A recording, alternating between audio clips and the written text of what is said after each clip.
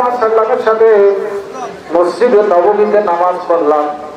একজন সাহাবী নামাজের ঘোষণা দিলেন, সাহাবীরা সবাই সামনে দাঁড়িয়ে গেলেন, আমরা মহিলারা পিছনে নামাজ পড়তেছিলাম। পিছনে আমি মহিলাদের সারির মধ্যে মাঝখানে ছিলাম। সুবহানাল্লাহ বলেন, মাঝখানে ছিলাম। নামাজ শেষ হয়ে গেল। রাসূলুল্লাহ সাল্লাল্লাহু আলাইহি ওয়াসাল্লাম বলেন, আমার সাহাবায়ে কেরামরা তোমরা সবাই বসে পড়ো। সাহাবীরা সবাই বসে পড়লেন। রাসূলুল্লাহ সাল্লাল্লাহু আলাইহি ওয়াসাল্লাম বললেন, ও আমার সাহাবীরা, আমি তোমাদেরকে আজকে কি বলতে চাই তোমরা কেউ জানো? সাহাবীরা বলল, ইয়া রাসূলুল্লাহ, আমরা জানি না। আল্লাহু আকবার।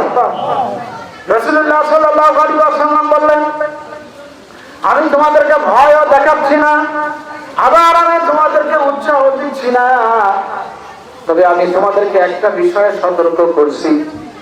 আমার কাছে একজন নবমুসলিম খ্রিস্টান এসেছে। আল্লাহু আকবার বলেন। মানে লোকটা আগে খ্রিস্টান ছিল, এখন কালেমা পড়ে মুসলমান হয়েছে। ওনার নাম হলো তামিম দারেমি। তামিম দারেমি সম্ভবত ওই খ্রিস্টান নবমুসলিম মুসলমান বললে, ইয়া রাসূলুল্লাহ, ইয়া হাবিবাল্লাহ, আমরা বনো লাখানুম জুজাম নাম করে দুইটা গোত্রের কিছু মানুষকে নিয়ে সমুদ্রে যাত্রা শুরু করলাম। হঠাৎ করে আমরা সমুদ্রের মধ্যে পথ হারা হয়ে গেলাম।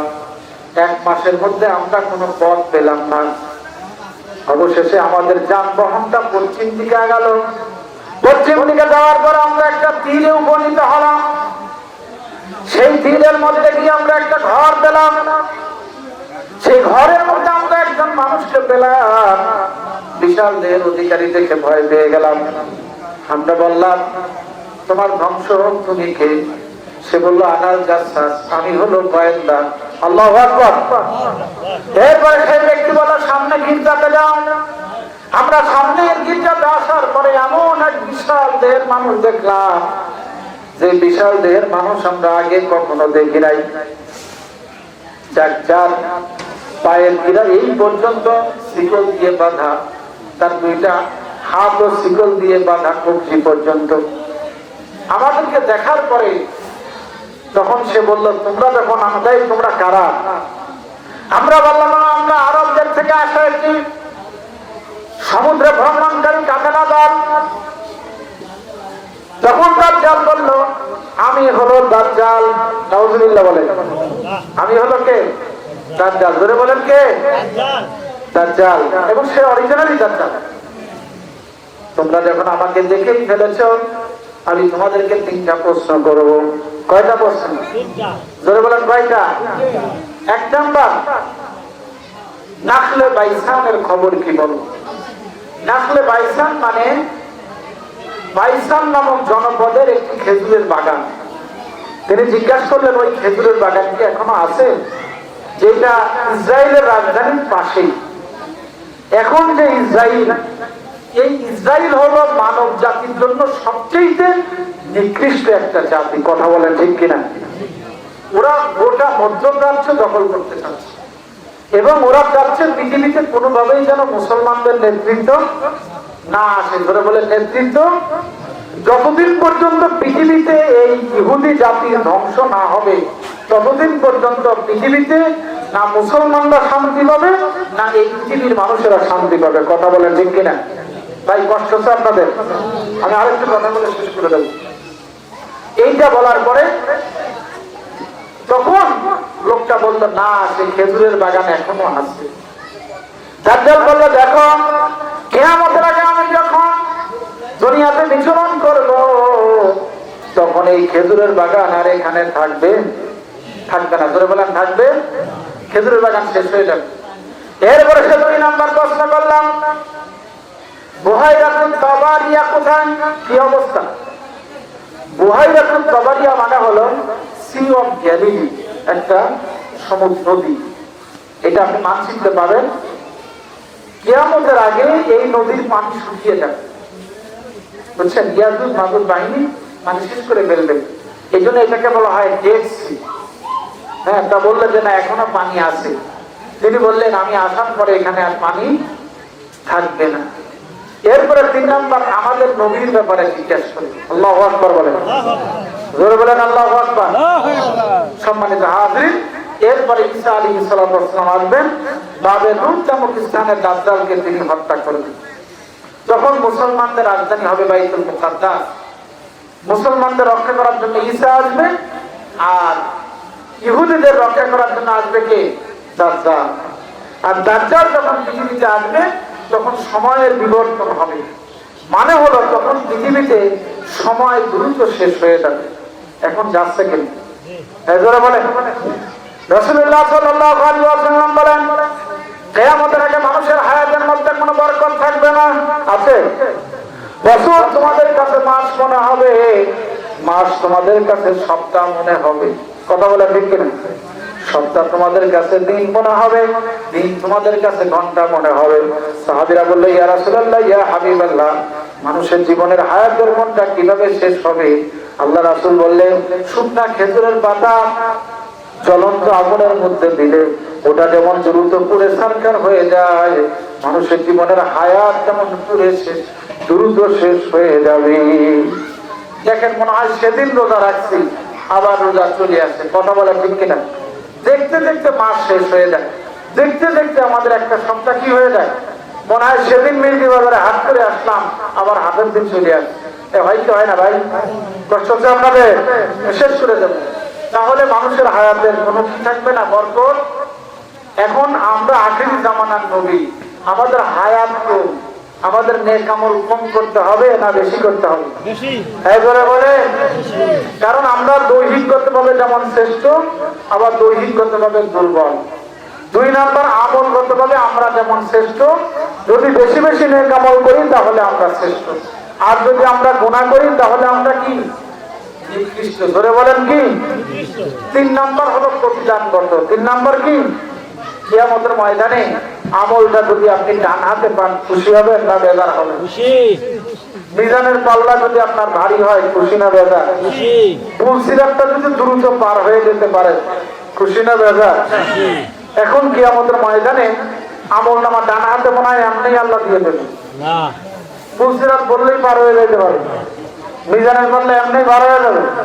হ্যাঁ ভাই, প্রিয় ভাইয়েরা, এই জন্য আমি আপনাদের হাতে ধরে বলি, পায়ে ধরে বলি, সমস্ত আলেমরা এখন গবেষণা করতেছে, এইটা আখিরুল জামানের আমরা চূড়ান্ত পর্যায়ে আছি, চূড়ান্ত পর্যায়ে আছি। এই জামানায় যদি আমরা আমল না বাড়াই, আমাদের বাঁচার কোনো উপায়। এজন্য আপনাদের হাতে ধরে বলবো, পায়ে ধরে বলবো, ভাইরা সিডির দোকানের সময় বেশি দেবেন না। দেবেন? কিয়ামতের আগে ওই সমস্ত মানুষেরা দাজ্জালের ফিতনা থেকে বাঁচতে পারবে, কিয়ামতের ফিতনা থেকে বাঁচতে পারবে যারা বেশি বেশি সময় দেবে আল্লাহর ঘর মসজিদে। ধরে বলেন কোথায়? ধরে বলেন কোথায়? এখন আল্লাহর ঘর মসজিদে সময় দেওয়া মানে আমরা মনে করি শুধু নামাজ পড়া, তাই মনে করি কিনা? কিন্তু আল্লাহর ঘর মসজিদে সময় দেওয়া মানে সার্বিক আমল। নবীরা আল্লাহর ঘর মেরামত করছে, আর আমরা মসজিদের সভাপতি, সেক্রেটারি, কোনদিন মসজিদ ঝাড়ু দেই না। আছে কিনা? ধরে বলেন, মসজিদের সপ্তাহে একদিন দেয়। কেউ কেউ আছে মসজিদের টাকা জমানো, ইমাম সাহেবের বেতন বাড়ায় না, কিন্তু ওই টাকা দিয়ে সে ব্যবসা ঠিকই করে। মনে করে টাকা তো আসেই থাক, যখন চাই তখন দেবো, আমি ব্যবসা করি। কিন্তু হুজুর যদি বলে 1000 টাকা বলো, না না না না, মিটিং 5 বার করতে হবে। আছে কিনা? এই জন্য প্রিয় ভাইয়ারা, হাতে ধরে বলবো, পায়ে ধরে বলবো, 5 ওয়াক্ত নামাজ মসজিদে গিয়ে পড়বেন, মাঝে মাঝে মসজিদটা ঝাড়ু দেবেন, মসজিদের কালেকশন করবেন, ইমাম সাহেবের খোঁজখবর নেবেন, খেদমত করবেন। অর্থাৎ সার্বিক মসজিদের সাথে সম্পর্ক কেন্দ্রিক আপনার অন্তর হবে। যারা বেশি বেশি মসজিদের সাথে সম্পর্ক রাখবে, আল্লাহ রাসূল বলেন কিয়ামতের ময়দানে আল্লাহ তাদেরকে আরশে আজিমে সায়াদান করবে। আর কিয়ামতের আগে দাজ্জালের ফিতনার মধ্যে তারা কখনো পড়বে? এগুলো বলেন পড়বে। এই জন্য 5 ওয়াক্ত নামাজ মসজিদে জামাতের সাথে পড়বেন তো ইনশাআল্লাহ। কারা কারা পড়বেন হাত তোলেন তো। লিল্লাহি তাকবীর, লিল্লাহি তাকবীর।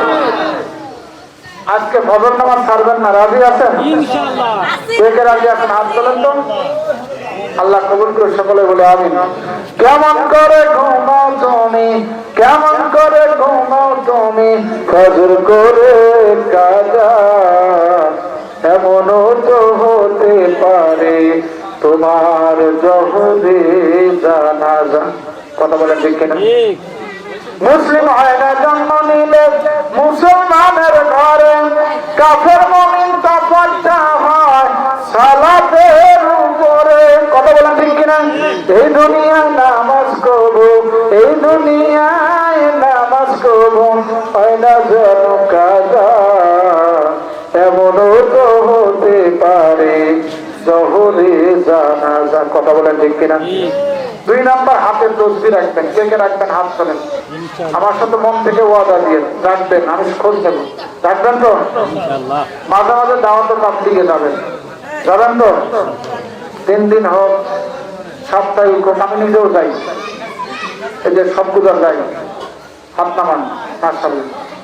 হক্কানি পীর মাশায়েখদের সাথে সম্পর্ক রাখবেন, সমালোচনা করবেন, কোনো সমালোচনার দরকার নেই। তাহলে যেটা বলতেছিলাম এইগুলি করবেন। পাশাপাশি যেটা বলতেছিলাম হাতের তসবিহ রাখবেন।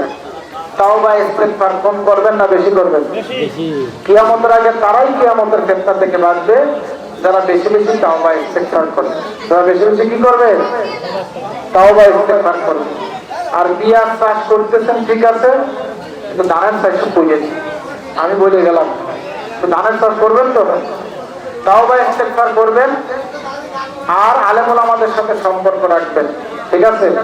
আর ভুলেও মানুষের উপকার ছাড়া ক্ষতি করার চিন্তা করা যাবে না। জোরে বলেন, যাবে না। ধন সম্পদকে আপনি সাথে নিয়ে যেতে পারবেন? কত কষ্ট কইরা তুমি করলা সাদের বাড়ি, এই বাড়িতে ঠাই হবে না, যাইতে হবে সারি। কথা বলা ঠিক কিনা? কত কষ্ট কইরা তুমি করলা সাদের বাড়ি, ওই বাড়িতে ঠাই হবে না, যাইতে হবে সারি। নিচে মায়ার মোহে পড়ে আল্লাহর হুকুম হইল না, যাদের লাগি করলা কামাই মরলে তারা চিনবে না। কথা বলা ঠিক কিনা? এই জন্য নিজের চিন্তা নিজেই করতে হবে, নিজের সারা নিজে সারতে হবে। মানুষের কোনো ক্ষতি করা, অন্যের স্বার্থের জন্য অন্যের মাথায় কাঁঠাল ভাঙা, আর মা ও বোনদেরকে পর্দায় রাখার চেষ্টা করবে। কারণ পৃথিবীতে যত ফিতনা আসে পর্দার কারণে। এমনকি বর্তমান আধুনিক সভ্যতায় মানুষ বেশি জিনের দ্বারা আক্রান্ত হচ্ছে, জানেন? এই জিনের আক্রান্ত হওয়ার কেউ কেউ বলেছেন একটা প্রভাব হলো দাজ্জাল। কারণ হাদিসে আল্লাহ রাসূল বলেন দাজ্জালের চেহারা, দাজ্জালের বাবা হবে জিন, মা হবে মানুষ। আপনার এটা সত্য মিথ্যা আমি জানি না, তবে এতটুকু বলছি, অনেক সময় জিনেরা শুনি কখনো কখনো মানুষের সাথে সম্পর্ক করে। সম্পর্ক বুঝছেন তো? জিনেরা অনেক সময় নারীদের সাথে সম্পর্ক করে ফেলে, এমনকি পেটে সন্তানও এসে যায় অনেক সময়। এখন কেউ কেউ বলেছেন যে জিনদের সন্তান হয় বানরের মতো, চেহারা লাল, বানরের মতো।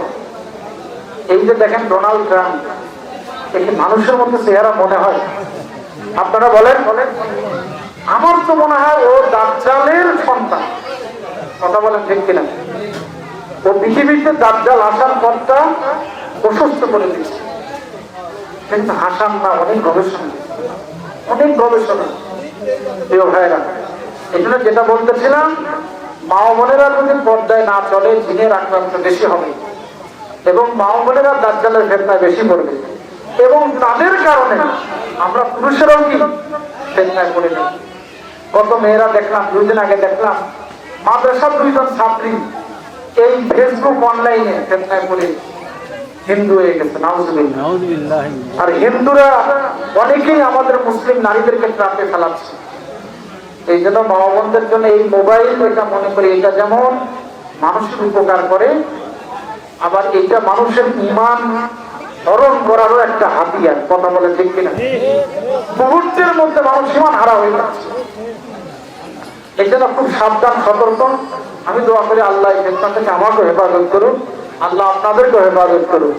মা ও বোনদেরকে বলবো পর্দায় চলবেন, স্বামীর আনুগত্য করবেন, নামাজ ঠিকমতো আদায় করতে হবে, রোজাগুলি ঠিকমতো রাখতে হবে, পর্দা করতে হবে, অল্পে তুচ্ছ থাকতে হবে, অভিশাপ দেওয়া যাবে না, আছে কিনা মহিলারা দেয় না, প্রতিবেশীর সাথে ঝগড়া করা যাবে না, বিশেষ করে মহিলারা প্রতিবেশীর সাথে দীর্ঘ সময় ঝগড়া করে।